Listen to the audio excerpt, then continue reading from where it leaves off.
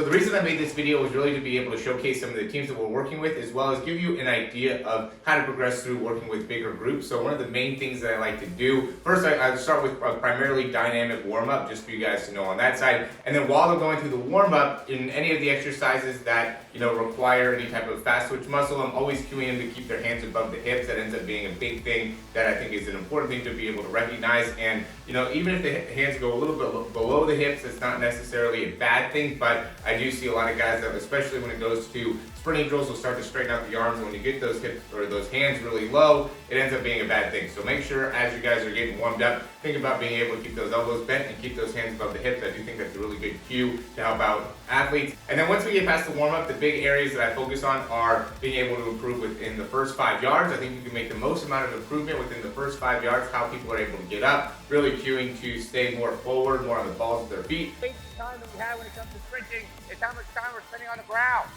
right? We need to be able to be forceful on the ground and immediately rebound off of the ground.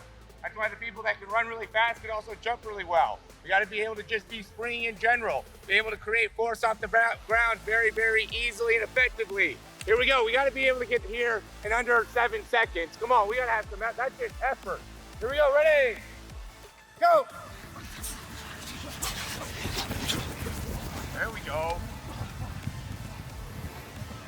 6, 6, 9. And then the next part is the drive phase. I think that ends up being really important as well, just because those are steps like 5 through like 12 to 20, depending on the athlete. But really a lot more times it's going to be closer to 12, 14, just based off of high school athletes that are at a basic level of sprinting. When it gets to higher level guys, it's going to take a little bit longer for them to get into their top speed. But the drive phase is really important to be able to really focus on spine angle and just to be patient. A lot of people are trying to get to their top speed when it comes to like 8, 9, maybe even 10 steps.